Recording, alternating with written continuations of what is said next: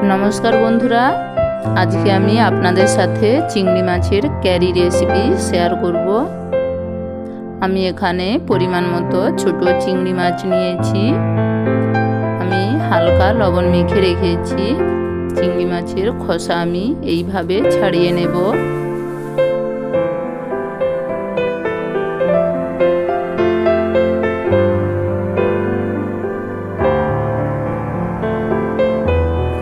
এইভাবে আমি সমস্ত চিংড়িগুলোর খোসা ছাড়িয়ে পরিষ্কার করে নিয়েছি।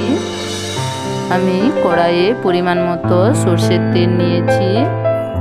গরম তেলে প্রথমে আমি এক চিমটে হলুদ নিয়ে নেব। সঙ্গে আমি আগে থেকে বেটে রাখা পেঁয়াজ বাটা, আদা বাটা ও টমেটো কুচি পরিমাণ মতো নিয়ে নেব। সঙ্গে আমি একটা কাঁচা লঙ্কা নিয়ে নেব। মশলাগুলো আমি হালকাভাবে ভেজে নেব।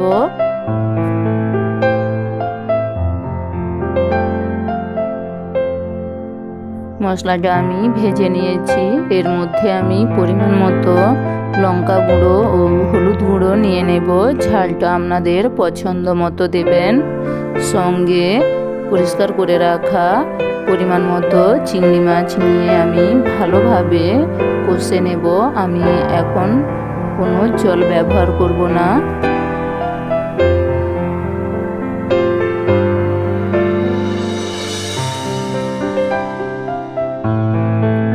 আমি লো আঁচে 3 মিনিটের মতো চিংড়ি মাছ কষে নিয়েছি।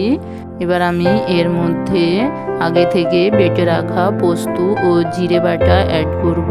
সঙ্গে মশলার ঝোলটা নিয়ে নেব। আমি আরও সামান্য কিছুটা জল নিয়েছি ও সামান্য পরিমাণ লবণ নিয়ে নেব। আপনারা আপনাদের লবণের পরিমাণটা দেখে দেবেন।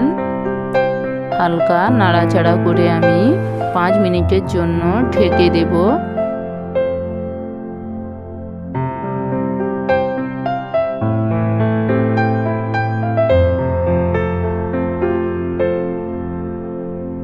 পাঁচ মিনিট পর ঢাকা সরিয়ে নিয়েছি। চিংড়ি মাছের ক্যারি প্রায় হয়ে এসেছে। আরও 1 মিনিটের মতো নাড়াচাড়া করে আমি চিংড়ি মাছ ক্যারিটা নামিয়ে আপনাদেরকে নিয়ে দেখাচ্ছি। দারুণ একটা সেন্ট উঠেছে ও দারুণ একটা কালারও এসেছে। ভাতের সাথে আর কিছুই লাগবে না। এই চিংড়ি মাছের ক্যারি দিয়েই আপনার ভাতটা খাওয়া হয়ে যাবে। দেখুন বন্ধুরা, চিংড়ি মাছের ক্যারি দেখতে কত ভালো হয়েছে আর খেতেও দুর্দান্ত। রেসিপিটা যদি আপনাদের ভালো লাগে তাহলে অবশ্যই একটা লাইক ও সাবস্ক্রাইব করে দেবেন। কমেন্ট করে জানাবেন রেসিপিটা কেমন হয়েছে। আজ তবে এতটাই।